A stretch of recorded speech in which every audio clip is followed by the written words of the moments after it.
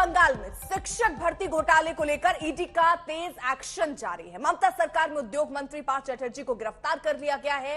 कल से आज तक पश्चिम बंगाल में नाटकीय घटनाक्रम चलता रहा। इससे ईडी ने पार्थ चैटर्जी की करीबी अर्पिता मुखर्जी के घर धावा किया। वहां 21 करोड़ से ज्यादा के कैश और जेवरात मिले हैं। फिर पार्थ चैटर्जी से पूछताछ की गई और फिर गिरफ्तारियां की गई हैं। तो अभी तक 21 करोड़ कैश अर्पिता के घर से मिले हैं। अब जांच इसी दिशा में आगे बढ़ रही है। बक्सों में भरकर अर्पिता के घर से ये जो पैसे हैं वो अलग अलग जगहों पहुंचाए जा रहे हैं। अर्पिता के घर से अब तक मिले हैं 21 करोड़ रुपए कैश। तो आपको बता दें, बड़ी खबर इस वक्त की पूरा नाटकीय घटनाक्रम सामने आता है। कल से अगर आज तक में देखें, पहले ईडी ने पार्थ चैटर्जी के करीबी अर्पिता मुखर्जी के घर धावा किया। उसके बाद वहां 21 करोड़ से ज्यादा की कैश और जेवरात मिले हैं। फिर पार्थ चैटर्जी से पूछताछ की गई है और फिर गिरफ्तारियां भी की गई हैं।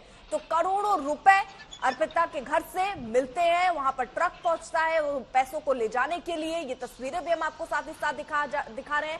कैश ले जाने के लिए ये ट्रक वहां पर आता है। हालांकि अब जांच आगे चल रही है, लेकिन टीएमसी और बीजेपी के बीच जुबानी बयानबाजियों का दौर भी शुरू हो चुका है। जहां एक तरफ टीएमसी फिर से ये आरोप लगा रही है कि बदले की राजनीति है, केंद्रीय एजेंसियां दबाव में काम करती है। अनुपम हमारे सहयोगी इस वक्त जुड़ चुके हैं। अनुपम, देखिए 21 करोड़ रुपए यहां नोट अर्पिता के घर से मिले हैं, लेकिन कोई सीधा संबंध उनका नहीं है। बस ये कहा जा रहा है कि वो करीबी हैं पार्थ के। क्या कोई और सीधा कनेक्शन? और वो एनवलप, वो लिफाफा जिसको लेकर सवाल कई खड़े हो रहे हैं कि आखिरकार वो लिफाफा बंगाल गवर्नमेंट का वहां कैसे मिलता है?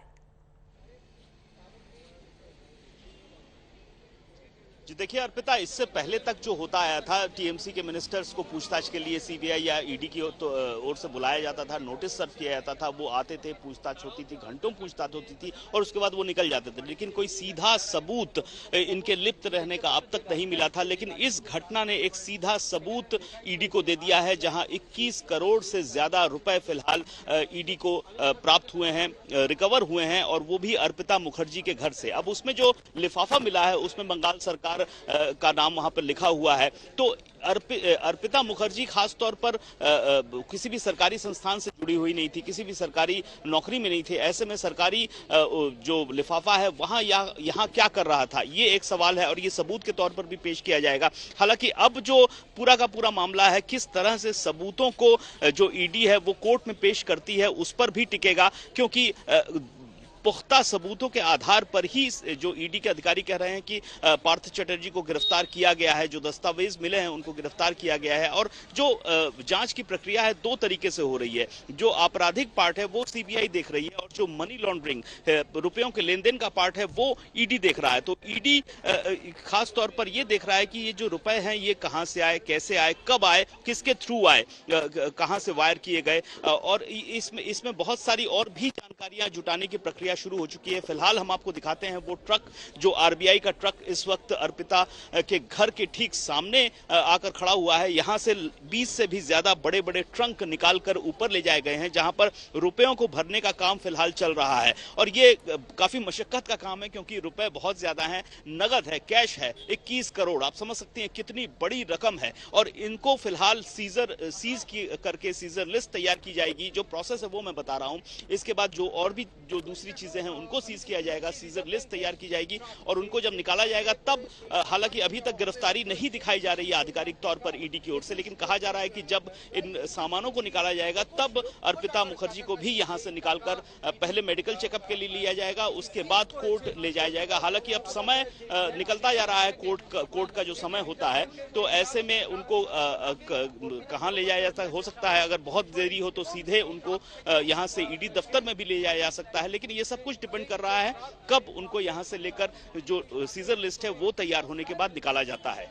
बिल्कुल, और वो तस्वीरें भी आप दिखा रहे हैं अनुपम, वहां पर आप मौजूद हैं। कितना 21 करोड़ रुपए वहां कैश बरामद हो रहे हैं, जिस तरीके से जानकारी सामने आ रही है। नोटों को गिनने की मशीन वहां पर है।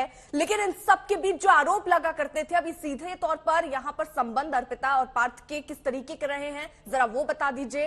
क्योंकि शक ये गहरा रहा है कि वो करीबी है, ये पैसे हो सकता है उन्होंने ही उनके घर पर रखवाए हो। ये पूरी सिलसिला या ये क्या कनेक्शन दिख रहा है, जरा अनुपम समझाइए।